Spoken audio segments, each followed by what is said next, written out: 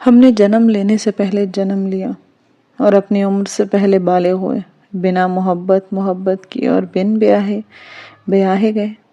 ہم نے سورج سے پہلے دن دیکھا اور چاند سے پہلے رات۔ ہم نے آج دیکھا مگر کل نہیں۔ ہم زندگی سے پہلے جیے اور موت سے پہلے مر گئے۔ پختگی اور میچورٹی کی ضرورت جسم سے زیادہ ذہن کو درکار ہوا کرتی ہے کہ جسم تو عمر کے ساتھ ساتھ فطری طور پر بڑھتا چلا جاتا ہے۔ بات تو تب بنے نا جب سوچ جسم سے پہلے جوان ہو جائے، مخصوص عمر سے پہلے شباب کی منزلیں عبور کرے، اور ایسا ہی ہو جاتا ہے۔ کچھ لوگوں کے ذہن ان کے جسموں سے پہلے جوان ہو کر پختگی کی انتہا کو چھو جاتے ہیں۔ یہ عمل کچھ اس قدر روانی بھری عجلت سے پایۂ تکمیل کو پہنچتا ہے کہ جب تک جسم بلوغت کے لہلہاتے گلستاں میں پھولوں کی طرح کھل کے مکمل ہوتا ہے، اس وقت تک سوچ بوڑھی ہو چکی ہوتی ہے۔ یہ لوگ جوانی میں بڑھاپے سے ملاقات کا شرف حاصل کر لیتے ہیں، اور شاید اس کا شمار بھی ایسے ہی نایاب مگر در پردہ انتہائی بدقسمت لوگوں میں ہوتا تھا کہ آگہی، اور وہ بھی قبل از وقت، تاعمر وجود کو میخوں سے زمین میں گاڑے رکھتی ہے۔ وہ روز بروز تنہا ہوتی جا رہی تھی۔ بظاہر سب کچھ جو کا تو تھا، کالج بھی جاتی تھی، اسٹوڈیو میں بھی وقت گزارتی تھی، مگر امبرین کے ہمراہ وہ پہلے جیسی بے تکلف، آرام دہ، پر لطف اور دوستانہ قسم کی رفاقتیں جیسے خواب ہو کر رہ گئی تھی۔ امبرین چونکہ سیکنڈ ایئر میں آ چکی تھی، پہلے کچن ارشین کا رقیب تھا تو اب کتابیں اس کی جگہ لے چکی تھی۔ ہمہ وقت وہ کتابوں کاپیوں میں سر دیے رکھتی تھی، اور ارشین فراغت کے لمحوں میں اس سے 2 گھڑی بات کرنے کے لیے ترستی تھی۔ انہی دنوں کالج میں موسم سرما کی چھٹیاں ہو گئی۔ ارشین کی بوریت مزید بڑھ گئی۔ حیرت انگیز بات تو یہ تھی کہ جن دنوں وہ اندر باہر کے کاموں میں انتہائی مصروف ہوتی تھی، اس زمانے میں شدید تھکن اور ذہنی کھچاؤ کے باوجود رات گئے تک جوش و خروش سے اسٹوڈیو میں تصویریں بناتی تھی۔ اس کے برعکس فراغت کے دنوں میں اس کی تخلیقی دلچسپی بھی گویا رخصت پہ چلی گئی تھی۔ برش تھامنے کو جی نہیں چاہتا تھا۔ کچھ لوگوں کی بہترین اندرونی صلاحیتیں کام کے شدید دباؤ اور اضطرابی صورتحال میں زیادہ بہتر طریقے سے ابھر کر آتی ہیں سامنے۔ اس کے ساتھ بھی یہی معاملہ تھا۔ اس رات بھی وہ تنہائی اور فراغت کے منجمد کر دینے والے خالی پن کے احساس کے ساتھ دوچار تھی۔ اس کا دل کسی سے ہلکی پھلکی ادھر ادھر کی باتیں کرنے کو مچل رہا تھا۔ بڑے دنوں سے وہ خود پہ طاری چپ کا کچھ تو توڑ چاہیے تھا نا۔ مصیبت یہ ٹوٹی تھی کہ دادا جان کسی تنازع کے سلسلے میں کچھ روز پہلے اچانک گوٹھ روانہ ہو گئے تھے۔ وہ موجود ہوتے تو گھر میں خود بخود ہنگامہ جاری اٹھتا تھا، اس لیے وہ بھی زیادہ بوریت محسوس کر رہی تھی۔ وہ ٹھنڈی سانس بھر کر عجیب سے ملول احساسات میں گر کر نیچے اسٹوڈیو میں چلی آئی اور دروازہ بند کر کے حسب عادت 0 پار کا بلب جلا کر کاؤچ پر لیٹ کر چھت کو تکنے لگی۔ کچھ دیر بعد کروٹ بدل کے ریک کے پاس رکھے ٹائم پیس پر نگاہ ڈالی۔ 11:30 ہونے والے تھے اور نیند کا دور دور تک کوئی نشان نہیں تھا۔ کام کا بھی بالکل موڈ نہیں ہو رہا تھا۔ یا الہی، یہ رات کیسے گزرے گی؟ لمحہ لمحہ ٹھہرا ہوا سا لگ رہا تھا۔ وہ کاؤچ پر پریشان ہو کر اٹھ بیٹھی، پھر قریب رکھے فون سیٹ پر نگاہ ڈالی۔ اس روز کی بحث کے بعد بی بی جان نے اگلے ہی روز عدنان سے کہہ کر فون کا تار لمبا کروایا، اور ارشین ان کے اقدام پر تلخی سے مسکرا کر رہ گئی۔ کیا تھا جو اس کی بات کا مان رکھ لیا جاتا؟ رات کو وہ اکثر فون اسٹوڈیو میں لے آتی۔ نازو کبھی کبھار سسرال سے اسے رات کو فون کر لیا کرتی تھی۔ چلو فون کے سہارے ہی گزارا کر لیتے۔ پھر اس نے سوچا کہ فون کس کو کریں، نازو کو، مگر شاید وہ ابھی اپنے سسرال میں کہیں مصروف ہو گئی۔ پھر مانس کی آنکھوں میں چمک در آئی۔ پروفیسر دانیال مہدی، ان کا نقطہ رس، میچور ذہنی اپروچ، خاندانی شرافت و نجابت، لب و لہجے سے چھلکتی انتہا درجے کی محتاط شائستگی اور بے ضرر تعلق کا احساس اسے ان سے بات کرنے پر راغب کر گیا۔ اس کے دل میں ہمیشہ سے ان کے لیے ایک احترام کا سچا جذبہ موجود تھا۔ کوئی اور ہوتا تو کبھی بھی اس وقت کسی مرد سے بات کرنا وہ گوارا نہ کرتی، مگر ان کو اس نے مردوں کی مخصوص کیٹیگری میں شمار ہی نہیں کیا تھا، کیونکہ انہوں نے کبھی اپنی مردانگی دکھانے کی نہ تو کوشش کی تھی اور نہ خواہش۔ وہ صرف انسانیت کے چلتے پھرتے روشن نمونے سے تبادلہ خیال کر کے اپنے الجھے بکھرے خیالوں کو سلجھانا چاہتے تھے۔ پھر وہ انسانی فطرت ہے کہ بیک سپورٹ سے محروم ہو جانے کے بعد وہ ہر نظر آنے والی عارضی سہارے کو غیر معمولی اہمیت دیتا ہے۔ دوسری بیل پر فون اٹھا لیا گیا تھا۔ ہیلو، السلام علیکم۔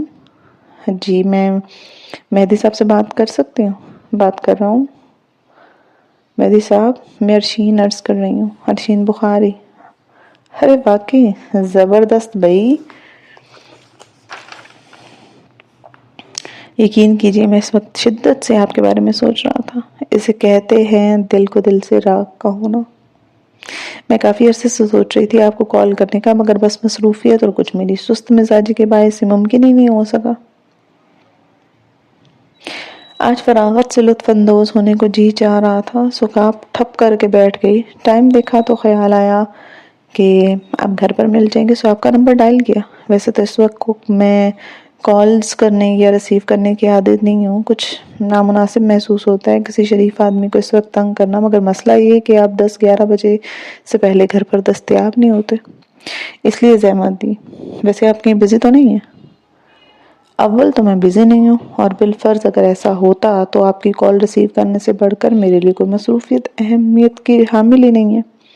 آپ نے بہت اچھا کیا جو آپ نے کال کیا۔ میں بارہا آپ سے بات کرنے کا ارادہ باندھ کر پھر فون سٹینڈ کے پاس سے پلٹ آیا کہ کہیں یہ کال آپ کے لیے کسی ناخوشگوار صورتحال یا کوفت کا سبب نہ بنے۔ ایک دفعہ نمبر ملایا بھی تھا تو کسی خاتون کی آواز سن کر رکھ دیا۔ آپ کا کیسا کام جا رہا ہے؟ ارشین نے سہولت سے کاؤچ پہ نیند دراز ہوتے ہلکے پھلکے انداز میں بات کی، اور دانیال مہدی کا پرجوش اور زندگی سے بھرپور نفیس انداز اس کی ذہنی تکان کو معدوم کرنے میں بڑا معاون ثابت ہوا۔ گرم جوشی انسانی فطرت کی کمزوری ہوا کرتی ہے، لذت پذیرائی سے آشنا ہونے کے بعد انسان میں عجب سا سکون، اعتماد اور بے نیازی جو ہے وہ در آتی ہے۔ ارشین کی اب اکثر ان سے بات چیت ہونے لگی۔ انہوں نے اسے خود اجازت دی کہ وہ اسے 11 بجے کے پاس کال کرنے کی روٹین بنا لے۔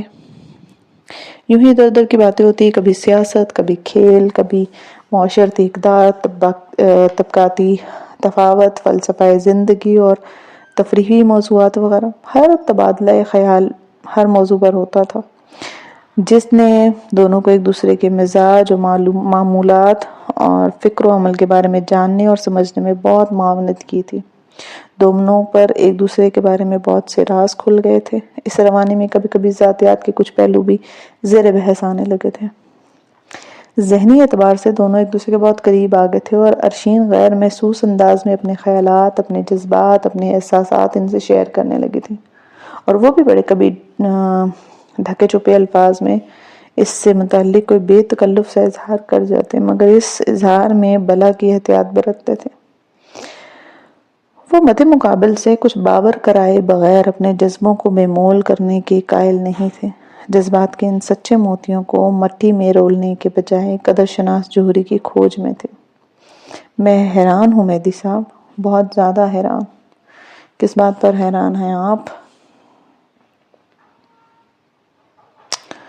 ان کے لہجے کی شیرینی میں چھپی اپنائیت بندے کو ایک دم سے اسیر کر دیتی تھی۔ جانے کیا اعجاز تھا اس نفیس و لطیف لب و لہجے کا کہ دوسرا بندہ بات کرتے خود کو اہم محسوس کرنے لگا تھا۔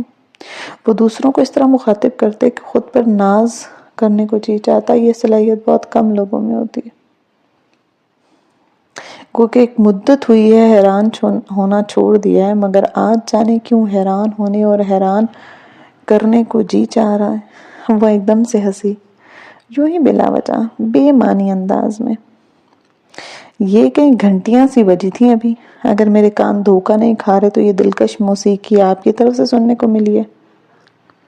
کس قدر محتاط و مسحور کن انداز ستائش تھا کہ ارشین کو اپنے ناگواری کے تاثرات کا اظہار بے محل لگنے لگا۔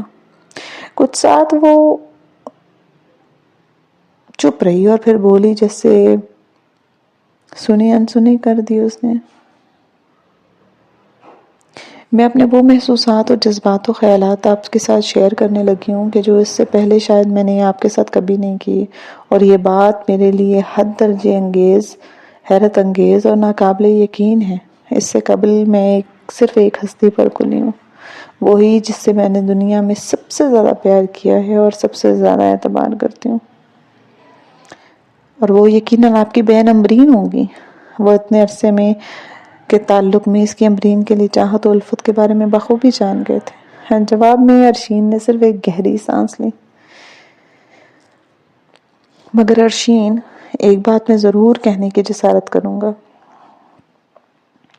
کہ انسان ہر کسی پہ نہیں کھلا کرتا، صرف اس پہ کھلتا ہے جو اپنے انداز و اطوار سے یہ تاثر دے کہ اس سے بڑھ کر آپ کو کوئی کیئر کرنے والا نہیں ہے، وہ آپ کے لیے دل میں نیک نیتی پر مبنی پرخلوص جذبات رکھنے والا ہے۔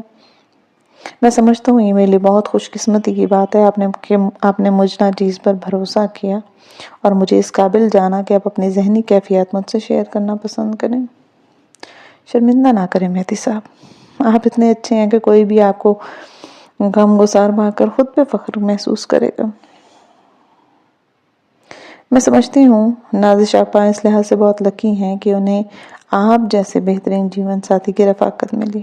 میرے ساتھ نباہ میں نازش کی اعلیٰ ظرفی اور محبت بھری طبیعت کا بہت زیادہ ہاتھ ہے ارشین۔ اگر ہماری فیملی کو سب سے خوش و خرم فیملی کے طور پر احباب میں یاد رکھا جاتا ہے تو اس کا صحرا نازش کی اطاعت و چاہت کے سر جاتا ہے۔ یہی تو آپ کی بڑائی ہے مہدی صاحب، بہت کم لوگ ایسے ہوں گے اس دنیا میں جو دوسروں کے سچے جذبات کی دل سے قدر کرتے ہیں، ورنہ میں نے تو یہ موتی بے مول رولتے دیکھے ہیں، اور سچ پوچھیں تو میں تو کم از کم یہی اخذ کر سکی ہوں کہ یہ سب سے بڑا غم انسان کو اس وقت ہوتا ہے جب کوئی اس کا پرخلوص محبت بھرے جذبات کی ناقدری کرتا ہے۔ ہاں، ناقدر شناسی کے بعد بے وفائی کا دکھ سب سے زیادہ ہوتا ہے۔ وہ دھیمے کھوئے کھوئے مجرور لہجے میں ایک تواتر سے جیسے بولتی جا رہی تھی، اور دانیال صاحب پوری توجہ سے اس کو سن رہے تھے۔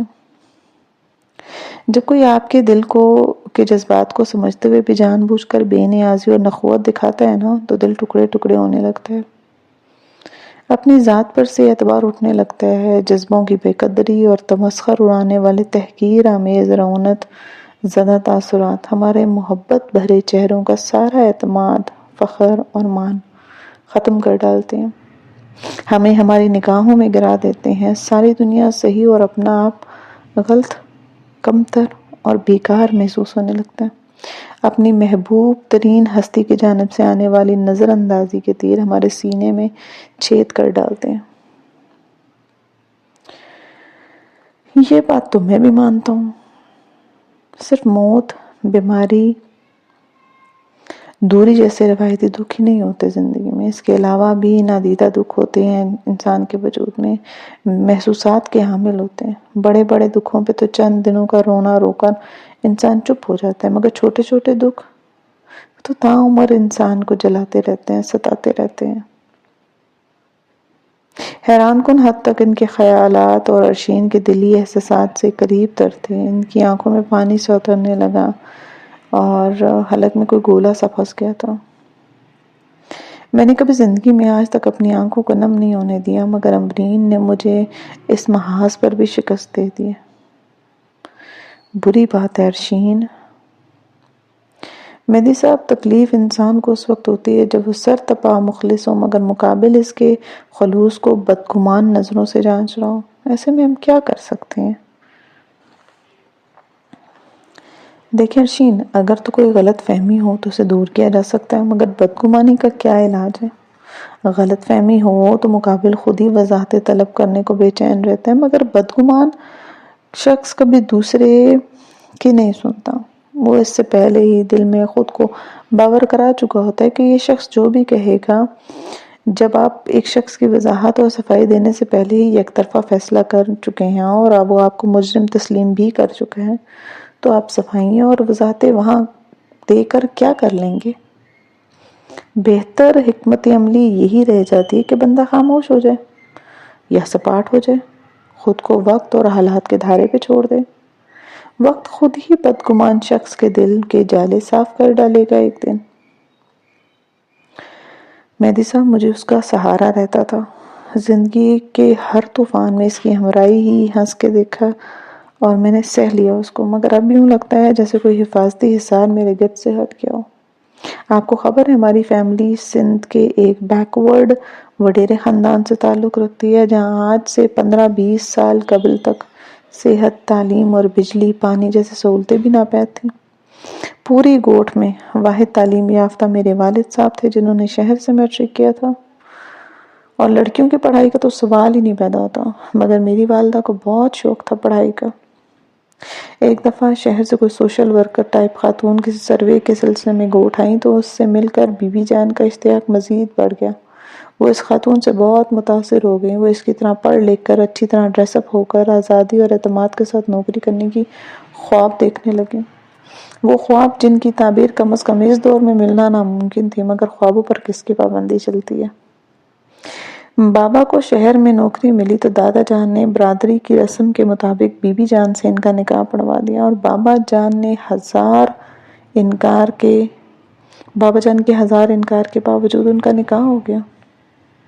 نتیجہ یہ ہوا کہ ساری عمر نہ بابا جان بی بی جان کو خوش رکھے اور نہ بی بی جان اپنے خوابوں سے دستبردار ہو کر کبھی بابا جان سے لگاوٹ کا اظہار کر پائیں۔ دونوں اپنی اپنی جگہ تشنہ اور آسودہ ہیں، اور یہی تشنگی اور نامکمل احساسات اولاد میں منتقل ہوئے۔ بابا جان جو عورتوں کی تعلیم کے سخت خلاف تھے اور جنہوں نے بی بی جان کو تعلیم حاصل کرنے کی خواہش کو بری طرح رد کیا تھا، جانے کیا ہوا، کیا سوچ کر اپنی پہلی اولاد، اور وہ بھی لڑکی، اس کو اسکول میں داخل کروا دیا، خاندان کی ہزار مخالفتیں مول لے کر۔ بلکہ حیرت انگیز طور پر بی بی جان بھی میری پڑھائی کے خلاف ہو گئی تھی، شاید اس لیے کہ جو سرابی وہ حاصل نہیں کر پائیں، بابا جان سے انتقام لینے کے لیے ان کی اولاد کو بھی وہی دینا چاہتی تھی۔ مگر بابا جان نے پرواہ نہیں کی۔ انہوں نے شاید بی بی جان کی ضد میں میری تعلیم کا سلسلہ جاری رکھا، اور یوں ہی اسی ضد میں پڑھ لے گئی اور دوسرے بہن بھائیوں کے لیے بھی راستہ کھولتی گئی۔ بابا جان کو میری اعلیٰ تعلیم، میری نوکری سے اگر کوئی دلچسپی نہیں تھی تو کوئی خاص اعتراض بھی نہیں تھا، مگر بی بی جان کو سخت شوق پہنچا۔ وہ اب بھی اسی بے حسی، بے دلی اور ناگواری کا اظہار کرتی ہیں میرے معاملے میں۔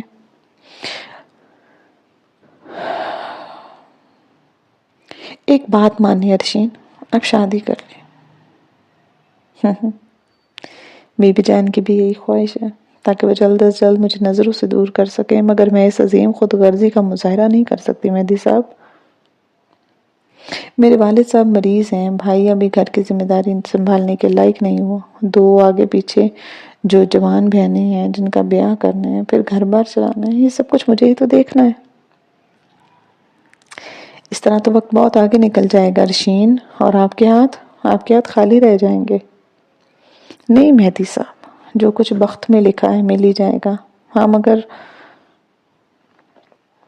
اتنی دیر میں ملے گا جب اس سے لطیف کشید کرنے کی خواہش مٹی میں مل چکی ہوگی۔ آپ نے امجد اسلام امجد کی نظم سیلف میڈ پڑھی ہے نا؟ وہ روشنی مزاجوں کا کیا عجب مقدر ہے، بہت زبردست ہے، بالکل میرے ہی حسب حال۔ اتنی مایوسی اچھی نہیں ہوتی ارشین، میں نے آپ کو ہمیشہ پرجوش، سرگرم عمل اور حشاش بشاش موڈ میں دیکھا ہے، یہ یاسر پسندی آپ پر سوٹ نہیں کرتی۔ ارے صاحب، مدت گزری، سوٹیبل چیزوں کا حساب کرنا چھوڑ دیا، اب تو وہی بات ہے کہ جیسی ہے زندگی گزارتے چلو۔ کب تک گزارنے لائق زندگی بسر کرتی رہیں گی؟ شادی تو مجھے کرنی ہے کہ آج کے دور میں کماری لڑکی کا سروائیو کرنا ایک سوالیہ نشان بن کر رہ گیا ہے۔ میں جانتی ہوں اس عمل سے مجھے ذہنی اور جذباتی خوشی یا آسودگی تو خیر ملے گی، بس یہ ہے کہ شادی معاشرتی تحفظ فراہم کرنے کا ذریعہ ضرور بن گئی ہے۔ کوئی آپ پر انگلی نہیں اٹھا سکتا، اعتراضات و الزامات دم توڑ جاتے ہیں۔ بس اسی نقطۂ نظر سے میں نے یہ طے کیا کہ اپنے مسائل و معاملات سے نمٹ کر اس پروسیس سے بھی گزر جائیں گے، لوگوں کا منہ بند کرنے کے لیے۔ کمال ہے، آپ کے نزدیک شادی محض کاغذی سیکیورٹی کا نام ہے؟ اور اس میں کیا رکھا ہے؟ ٹین ایجرز محبت کے مادوں کو شادی کے عمل میں ضرور کوئی تھرل یا کوئی غیر معمولی ایکسائٹمنٹ نظر آتی ہوگی، مگر حقیقت پسندی اور جذباتیت سے دور رہنے والوں کو اس بندھن سے کوئی سروکار نہیں ہے۔ آپ نے جو کچھ کہا ہے نا، وہ بات کا صرف ایک پہلو ہے۔ اگر فریقین میں جذبہ اخلاص اور محبت سلامت رہے تو ارشین، شادی تو جذباتی اور جسمانی اور معاشرتی ہر لحاظ سے تحفظات کی ضامن ہوا کرتی ہے، بشرطیہ ساتھی اچھا مل جائے۔ مہدی صاحب، اچھا ساتھی نصیب والوں کو ملتا ہے، اور جو آپ کے ظاہر کو نہیں باطن کو سامنے رکھے، آپ کی خواہشات اور آپ کے خیالات کی رسائی پاتا ہے۔ چلیں، اللہ تعالیٰ سے نیک امید رکھنی چاہیے، آپ کو بھی ایک با اخلاق با اعتبار ساتھی ضرور ملے گا انشاءاللہ۔ خبر نہیں، مجھے کم از کم ایسی کوئی خوش فہمی نہیں، شاید اس لیے کہ میں خود کو اس قابل نہیں سمجھتی۔ سچ پوچھئے تو مہدی صاحب، شادی نہ کر کے الٹا میں کسی غریب پر احسان کروں گی، کیوں خواہ مخواہ اس کی زندگی تباہ کروں میں؟ ارے یہ کیا بات ہوئی؟ آپ میں کس چیز کی کمی ہے جو ایسی مایوس کن باتیں کری ہیں؟ میں سمجھتا ہوں وہ شخص بہت خوش نصیب ہوگا جسے آپ جیسی اثار پسند، بلا امتیاز محبت کرنے والی اور بلند حوصلہ لڑکی کا ساتھ میسر آئے گا۔ اب رشین کو ان کی باتوں پہ ہنسی آنے لگی۔ ان کی باتیں، ان کی یاسیت، احساس تنہائی اوروں کے لیے خالی پن کو مٹا دیتی تھی۔ وہ غیر ارادی طور پر ان کے قریب ہوتی جا رہی تھی۔ امبرین کی بے رخی پر ان کی اپنائیت، اخلاص پر مبنی باتیں جیسے پھاہا رکھ دیا کرتی تھیں۔ وہ اب روز باقاعدگی سے فون پر بات کرتے، اپنی باتیں بھی سناتے، ادھر ادھر کے ہلکے پھلکے قصے بھی سناتے۔ فلاں خاتون نے ان سے لفٹ مانگی، فلاں خاتون ان سے فون پہ باتیں کرنے کے لیے اصرار کر رہی ہے، فلاں خاتون نے یا فلاں کزن نے فون پہ وش کیا، فلاں تقریب میں ایک شادی شدہ خاتون ان کی شخصیت کے طلسم میں گرفتار ہو کر اپنا گھر اجاڑنے کے در پہ ہوئے۔ وہ اس عمر میں بھی اتنے پرکش، اتنے بھرپور نظر آتے تھے کہ سن پہ نازک خود بخود توجہ دینے پر آمادہ ہو جاتی تھی۔ ارشین ان کے قصے سنتی، ہنستی۔ دراصل ساری کشش آپ کے طرز مخاطب، لفظوں کی بنت اور لہجے کے جادو میں ہوتی ہے۔ آپ اس طرح مخاطب کو اپنے الفاظ سے، آواز سے، بھرپور انداز سے اپنے سحر میں جکڑ لیتے ہیں کہ وہ بیچارے آپ کے جال میں پھڑپڑاتے رہتے ہیں۔ وہ جواباً شرارت سے چھیڑتی گئی، مگر ایک شخص پہ طلسم اثر نہیں کرتا، الٹا ہمیں اس نے سحر انگیز کر رکھا ہے ارشین۔ یہ کیسے ممکن ہے بھائی؟ چلیے کوشش جاری رکھیے، کبھی کچھ پتھر پگھلنے میں ذرا وقت لیتے ہیں۔ ہم تو وہ زور و شور سے کوشش کر رہے ہیں اور بالآخر ایک نہ ایک دن کامیاب ہو جائیں گے، وہ برجستگی سے بولے۔ ارشین نے ہنس کر خدا حافظ کہا اور ریسیور رکھ دیا۔ بی بی جان ادھر آئے نا، سمرین کب سے پکار رہی تھی۔ کیا تکلیف ہے؟ کیوں گلا پھاڑی ہو نامراد؟ کیا میں فارغ بیٹھی نظر آتی ہوں نواب زادی کے نخرے اٹھانے کے لیے؟ صباحت نے شعلہ بارود نظروں سے اپنی بڑھتی سمرین پہ نگاہ ڈال کے حد درجے بیزاری سے کہا، مجھے نیند آ رہی ہے بی بی جان، تو جہاں مر جا بستر پر جا کے سو جائے، یہاں میرے سر پہ کیوں بینڈ بجا رہی ہے؟ بی بی جان مجھے اکیلے میں ڈر لگتا ہے، آپ بھی آئے نا۔ ہاں، بابا نے نوکروں کی فوج جو جمع کر رکھی ہے میرے لیے کام کیا، تمہارا باپ کرے گا؟ برتن دھونے ہیں، سالن نکال کر فریج میں رکھنا ہے، نل سے پانی بھرنا ہے، کولر میں سارے کام رہتے ہیں اور میں چڑھ کے بستر پہ بیٹھ جاؤں۔ ابھی تیرے بابا نماز پڑھ کے آتے ہوں گے نہ، چائے بھجوانی ہے، کون کرے گا یہ سب کام؟ باقی مہرانیاں تو بس سیر سپاٹے اور آرام کرنے کے لگی ہیں۔